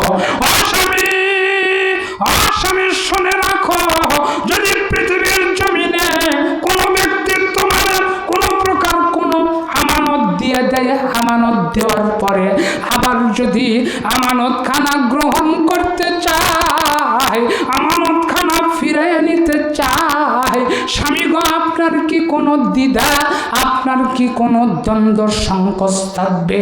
এইবার আমার বাবাজিরা, আমার মায়েরা, বোনেরা সঙ্গে সঙ্গে এইবার আবু তালহা কয়, বিবিরে যদি কেউ আমানত দিয়া আমানত খানা আবারও গ্রহণ করতে চায় আমি সঙ্গে সঙ্গেই ওই আমানত খানা ফিরাইয়া দিয়া আমি পরিপূর্ণভাবে আমানতদার থেকে মুক্ত হয়ে যাব। এইবার আবু তালহার স্ত্রী কয়, স্বামী যদি তাই হয়, আল্লাহ সুবহানাহু ওয়া তাআলা আমাদের একমাত্র সন্তান, ওই হৃদয়ের ধন কলেজের টুকরা, ওই সন্তানটাকে আমার আল্লাহ আপনার আমার জন্য আমানত দান করেছিলেন, যে আল্লাহ আমানত দিয়েছিলেন। আমার ভাইয়ের আবু তালহার স্ত্রী অজর নয়নে কেঁদে বুক ভেসে দিচ্ছে আর বলছেন, স্বামী গো, যে আল্লাহ আমানত দিয়েছিলেন সে আল্লাহ আবার ওই সন্তানটারি গ্রহণ করেছে। অস্বামী আপনার কি তাতে কোনো দ্বিধা, কোনো দ্বন্দ্ব সংকোচ? আমার মায়েরা, বোনেরা আবু তালহার সাথে সাথে স্ত্রীরা বোঝাচ্ছেন, বিবিরে আল্লাহ যে সন্তানটারে আমার জন্য আমানত দিয়েছিলেন ওই আল্লাহ যদি গ্রহণ করে থাকে, আল্লাহ যদি পৃথিবীর জমিনে শত শত আবু তালহার সন্তান থাকার পরেও ওই সন্তানদের গ্রহণ না করে আমার একমাত্র হৃদয়ের ধন আমার কলেজের টুকরার নয়নের পুতুলি, যার একেবারে কুসুমের মতো আত্মা আর ফুলের মতো যার জীবন, আল্লাহ যদি ওই জীবন খানা নিয়া আমার ওই সন্তানটারে নিয়া আল্লাহ যদি সন্তুষ্ট হয়, রাজি হয়, আমি আবু তালহা আর দ্বিধা নাই, সংকোচ নাই।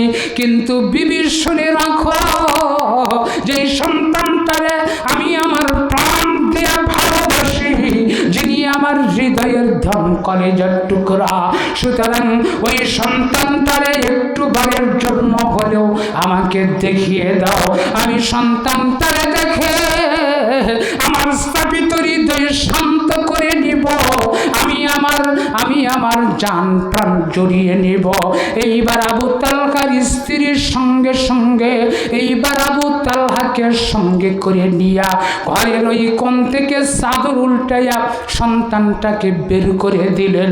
আমার বাবাজিরা, আমার ভাইয়েরা, মায়েরা, বোনেরা, আমার চাঁদ মুখেরা, সোনামণিরা, তরুণ তরুণীরা, যুবক যুবতীর দলেরা, তোমাদের মতো এইরকম একটি সন্তান দুনিয়ার জমিন থেকে বিদায় নিয়েছে। মা গো, তোমাদের মতো মা স্বামীদের মন জয়ের জন্য কেমন চেষ্টা শ্রম তাদের সাধনা। এইবার আবু তালহার স্ত্রী যখন এইভাবে চাদর উল্টাইয়া দিয়ে দিলেন, আবু তালহার সঙ্গে সঙ্গে সন্তানটারে বুকে জড়িয়ে নিয়া সন্তানের মুখে চুমা দেয়, গালে চুমা দেয়, আরেকবার কপালে চুমা দেয়, আর কয়ে বাসারে আমি যখন কখনো ঘর থেকে বেরিয়ে চলতাম, তুমি আমার পিছনে পিছনে বারবার করে ছুটে চলতে, আমাকে আব্বা আব্বা বলে ডাক দিয়া আমার স্থাপিত হৃদয় শান্ত করে দিতে। বাসারে এমতো অবস্থায় আমি সুদীর্ঘ দিন পরে তোমার ঘরে ফিরে এসেছি। বাসা, আমার জানি মনে হয় আমার একটিবার হলেও আব্বা বলে ডাক দিয়া আমার স্থাপিত হৃদয় শান্ত করে দিবে। আমার বাবাজিরা, এইভাবে আবু তালহা অজুর নয়নে কাঁদিয়ার কই, বাসারে একটিবার আমারে আব্বা বলে ডাকো, আমার স্থাপিত হৃদয় শান্ত করো। এইভাবে দুচোখের পানি ছেড়ে দিয়া হযরত আবু তালহা কান্দেন, আবু তালহার স্ত্রীও কান্দে। এইভাবে কাঁদতে কাঁদতে হঠাৎ করে মনে পড়ে গেল, এমনি ভাবে যদি আমি স্বামীর সামনে এমনি ভাবে সন্তান নিয়ে কাঁদি, আর আল্লাহ যদি কাল কিয়ামতের কঠিন মুসিবতে আমি আবু তালহার স্ত্রী আমারে জিজ্ঞাসা করে বসে, ও আবু তালহার স্ত্রী, তুমি তোমার স্বামীর মন জয়ের পরিবর্তে সন্তানকে বেশি ভালোবাসা দিয়া, সন্তানের মহাব্বত বেশি নিয়া সেই দিনে কান্নায় তুমি ভেঙ্গে পড়েছিলে, আমি সেই দিনে আল্লাহর দরবারে কি জবাব দিব রে? সুতরাং কান্না থেমে দিয়ে দিলেন।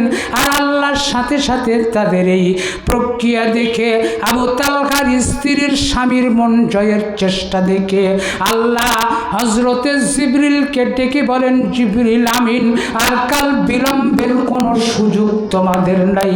ফেরেশতা, দাও, দ্রুত ছুটে চলে যাও, আমার রাসূলকে জানাইয়া দিয়ে দাও, আমি আল্লাহ সুবহানাহু ওয়া তাআলা আবু তালহার স্ত্রীর স্বামীর মন জয়ের যেই সিস্টেম, যেই পদ্ধতি, আমি ওই পদ্ধতি দেখে রাজি এবং খুশি হয়ে গিয়েছি।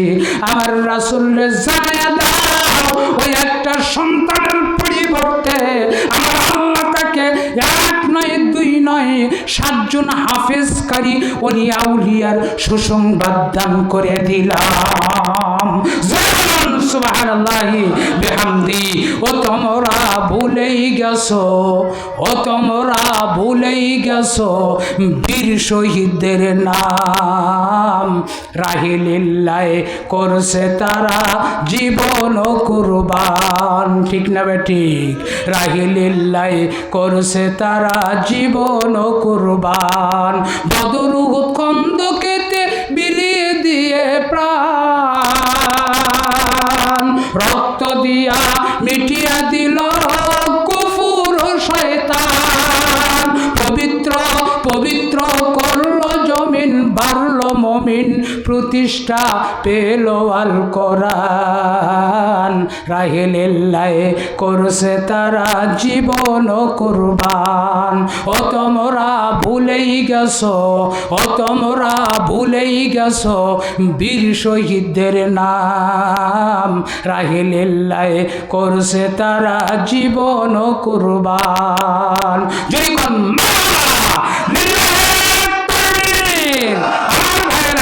এইভাবে আমার এইভাবে তারা স্বামীদের মন জয়ের চেষ্টা করত।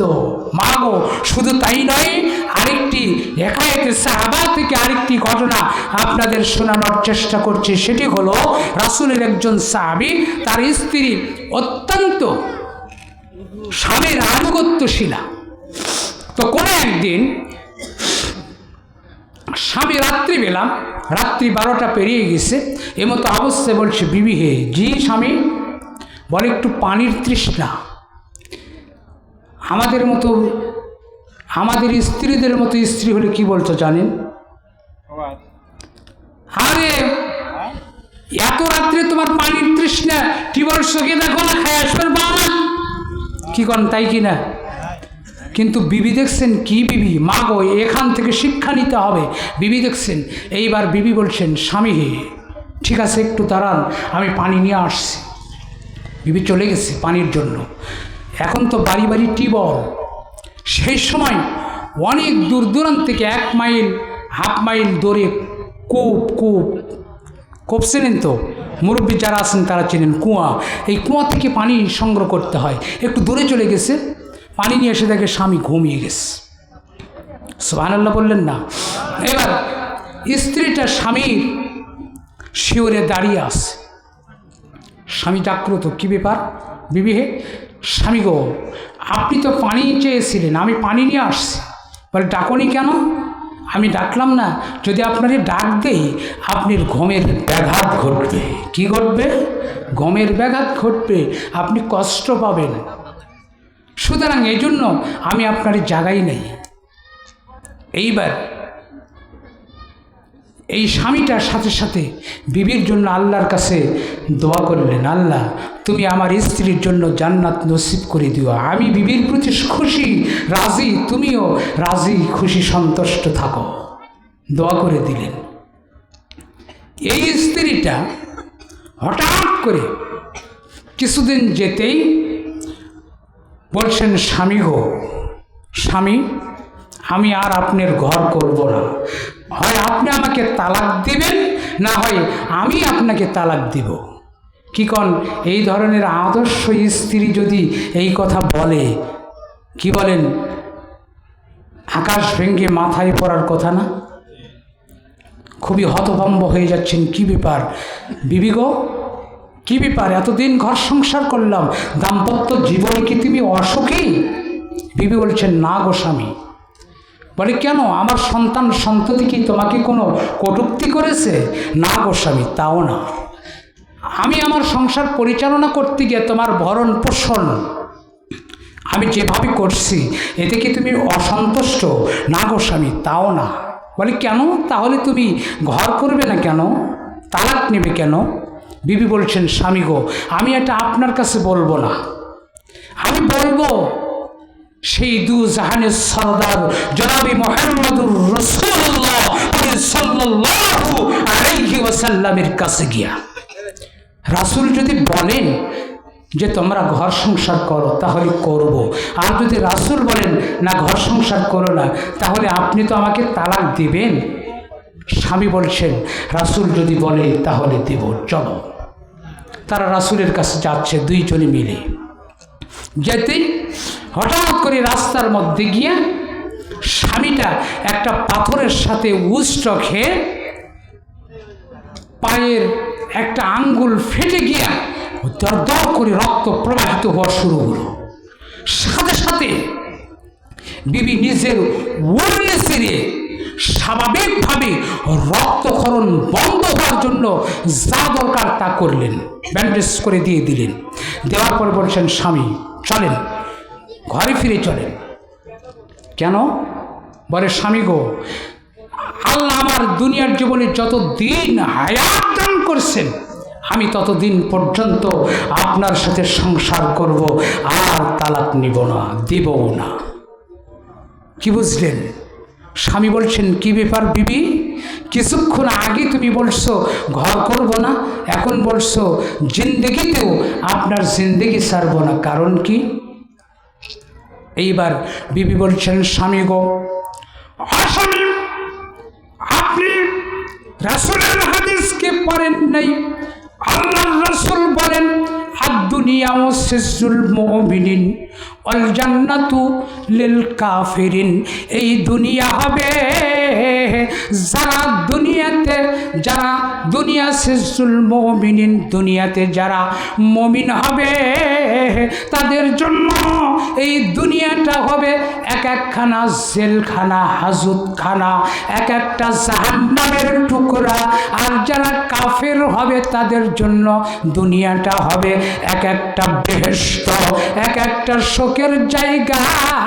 সুতরাং স্বামী গো, আপনার ঘর করতে গিয়ে আমি কোনোদিন কোনো কষ্ট পাই নাই, কোনোদিন কোনো প্রকার কোনো দুঃখ পাই নাই।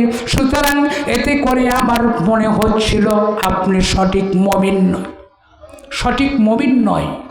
সুতরাং এই জন্য আমি তো যারা মুমিন, আমি তো মুসলিমা মহিলা, মুমিনের ঘরে অবস্থান করব। এই জন্য আমি এর আগে বলেছিলাম ঘর করব না। অস্বামী যখন আপনি রাসূলের কাছে যাওয়ার সময় আপনার পায়ে উষ্ট লেগে গেছে, রক্ত বের হয়ে গেছে, আপনার উপরে কষ্ট নেমে এসেছে, তখন আমি বুঝতে পেরেছি আল্লাহ আপনারে কবুল করে নিয়েছেন। সুতরাং আল্লাহ কবুল করেছেন, আর সেই ঘর আমি ছাড়ব না, আমিও কবুল করলাম। জয় বলুন সুবহানাল্লাহ। তার মানে মানো একটা সংসার করতে গিয়ে কখনো সুখ কখনো শান্তি, এই দুইটা নিয়েই হবে সংসার। সুতরাং মাদের একটা অভ্যাস আছে, আপনি খুবই ভালো তাকে দেখাশোনা করেন, ভালো কাপড় দেন, ভালো খাওয়ান, ভালো পরান, একদিন যদি একটু কমজোরি হয় সারা জীবনের সবগুলো নদীর স্রোতের মতো ভেসে দেয়। কি বলেন তাই না? তোমার জীবনের সাথে আমি সঙ্গিনী হইয়া জীবনে কোনো সুখ পেলাম না গো, অথচ আপনি মাতার গান পায়ে ফেলে আপনি তার মন জয়ের চেষ্টা করেন। কি বলেন তাই না? চেষ্টা করেন, অথচ এই মহিলা বলছে তোমার সঙ্গিনী হয়ে জীবনে কোনো সুখ পেলাম না, সব কিছু নদীর স্রোতের মতো ভেসে দিয়ে দেয়। মা এই ধরনের কার্যকলাপ করা যাবে না, কখনো শোক আসবে, কখনো দুঃখ আসবে, আর এরই মধ্যেই আপনার জন্য যদি সবর করতে পারেন তাহলে শান্তি নেমে আসবে। যদি বলুন সুবহানাল্লাহি বিহামদি। সুতরাং এই জন্য মা গো, আপনাদেরকে ধৈর্য ধরার জন্য বলা হচ্ছে। আর আপনাদের, আমরা যারা পুরুষ তাদের জন্য মহিলাদেরকে, স্ত্রীদেরকে সংশোধন করতে হলে অবশ্যই তিনটা সিস্টেম, তিনটা নিয়ম জানতে হবে। কি বলেন? এই তিনটা নিয়ম কি শুনবেন? আল্লাহ বলেন আল্লাতী তাখাফুনা নুশুজাহুন্না ফাইজ্জুহুন্না ওয়াহজুরহুন্না ফি মাজাজি ওয়াজরিবুহুন্না ফালা তাবগু আলাইহিন্না সাবিলা। জোরে কোন আল্লাহু আকবার। আল্লাহ বলেন পুরুষেরা, তোমরা যখন তোমাদের স্ত্রীদেরকে সংশোধন দিবা, ভালো করতে চাইবা, তখন অবশ্যই তোমরা পুরুষেরা 2-3খানা নীতি অবলম্বন করবা। 1 নম্বর নীতি হলো ফাইজ্জুহুন্না, তাদেরকে ছোট ছোট নসিহত দিয়া, উপদেশ দিয়া তোমরা তাদেরকে বুঝাইবা, তাদেরকে উপদেশ দিবা, ছোট ছোট নসিহত দিয়া তাদেরকে বুঝাতে হবে। কি হলো, কি ব্যাপার, এদিক ভাই খারাপ লাগতেছে কি? তাহলে এদিক সেদিক তাকাচ্ছেন যে? শোনেন, একটু কি করতে হবে, ছোট ছোট উপদেশ দিয়া তাদেরকে কি করতে হবে, বোঝাতে হবে। তো এই বোঝানটা একদিন বুঝালেন, বোঝার পরে আমাদের কিছু দোষ আছে, এই কাজ বলছি মনে নাই, একদিন করলে কালের মত থাকে না। কি করেন, এরকম স্বভাব আমাদের আছে না নাই? এরকম করা যাবে না বাবা, তাদেরকে বোঝাতেই থাকতে হবে, বোঝাতেই থাকতে হবে। কেন? সাইকোলজিস্ট বলছেন মহিলারা তিনটা জিনিস মনে রাখতে পারে না, একদম মনে রাখতে পারে না। কি কি জানেন? বলবো কি? বলবো। একটা হলো তারা ডেলিভারির যে কষ্ট, পেট থেকে যে সন্তান প্রসব হয়, এই প্রসবের যেই কষ্ট, এই কষ্টটা তারা মনে রাখতে পারে না। যখন ডেলিভারি হতে শুরু হয় তখন একটা মা, আহা কত রক্তক্ষরণ হয় শরীর থেকে, আর কতই কান্নাকাটি তাদের। স্বামীর কাছ থেকে বিদায় নেয়, দুনিয়ার জমিন থেকে বিদায়ের উপক্রম। অনেক মহিলা সন্তান ডেলিভারি করতে গিয়ে মারাই যায়। কি বলেন, মারা যায় না? এত কষ্ট। এই মহিলাটা এই ডেলিভারির কষ্ট, যখন সন্তান প্রসব হয়, যখন তার সামনে দেওয়া হয়, কোলে নিয়ে সব ব্যথাগুলো ভুলে যায়। কি বলেন, ভুলে যায় না?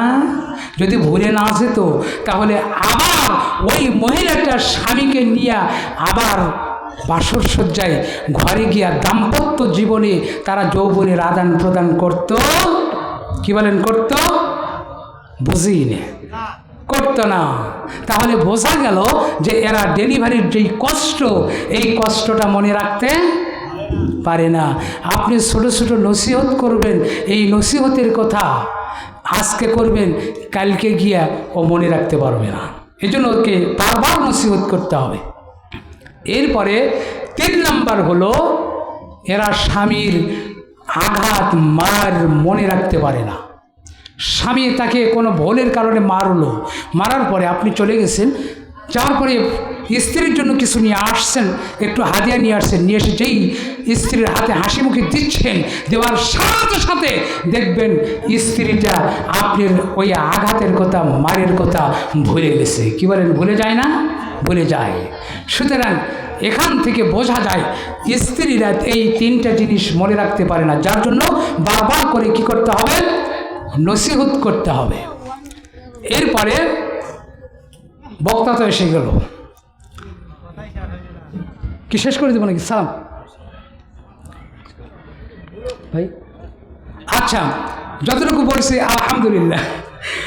আর বাকি অংশটা আমি যেটা অদাবদ্ধ ছিলাম এটা অবদ্ধ বলে দেই, যেটা ইবাদুর রহমান, রহমানের বান্দার 4টি গুণ। কয়টা বলছি আমি? 2টা বলছি। একটা হলো নিরহংকার হতে হবে, বিনয়ী হতে হবে, অহংকার মুক্ত চরিত্র। এরপরে 2 নাম্বার হলো মূর্খরা গালি দিলে গালির প্রতিবাদ করব না, বরং সালাম দেব। 2। 3 নাম্বার হলো ওয়াইজা খাতাবাহুমুল জাহিলুনা ক্বালু সালামা ওয়াল্লাযীনা ইয়াবিতুনা লিরাব্বিহিম সুজদান ওয়া কিয়ামা। 3 নাম্বার হলো রহমানের বান্দা যারা হবে তারা রাত্রিবেলা রুকু সেজদার মাধ্যম দেয়া, অর্থাৎ সালাতের মাধ্যম দিয়া তারা তাদের ইবাদত গুজারির মাধ্যম দিয়ে সময়টা, হায়াত জিন্দেগিটা তারা পার করে দিবে। 3 নাম্বার গেল। এরপরে 4 নাম্বার হলো ওয়াল্লাযীনা ইয়াবিতুনা লিরাব্বিহিম সুজদান ওয়া কিয়ামা ওয়াল্লাযীনা ইয়াকুলুনা রাব্বানা আসরিফ আন্না আযাব জাহান্নাম ইন্না আযাবাহা কানা গরামা। 4 নাম্বার গুণ হলো এদের জীবনে যত ভুল করছে, এই ভুলের কথা, পাপের কথা অনুশোচনা করে মাবুদের কাছে কাঁদবে আর বলবেন, মাবুদ, জীবনে আমি যত অন্যায় করেছি, আল্লাহ দুনিয়ার জীবনে চলতে গিয়া আমি বড় পাপ করেছি, অন্যায় করে ফেলেছি। মাওলা, দয়া করে আমার জীবনের গুনাহগুলো মাফ করে দিয়ে দেন। আল্লাহ, জাহান্নামের আযাব বড় কঠিন, তোমার জাহান্নামের আযাব সইতে পারবো না। এই জাহান্নামের ভয়ে দুচোখের পানি ছেড়ে দিয়া কাঁদবেন আর তওবা করবেন। রাসূল আল্লাহ বলেন, এই তওবা যদি করতে পারে তাদের তওবাটা কবুল করে নিয়ে জান্নাতি করা হবে। সুতরাং এই 4টা গুণ মনে আছে তো? রব্বুল আলামিন আমাদের সকলকে, আমাকে সহ সকলকে এই 4টা গুণে গুণান্বিত হওয়ার জন্য তৌফিক দান করুক, বলি আল্লাহুম্মা আমিন।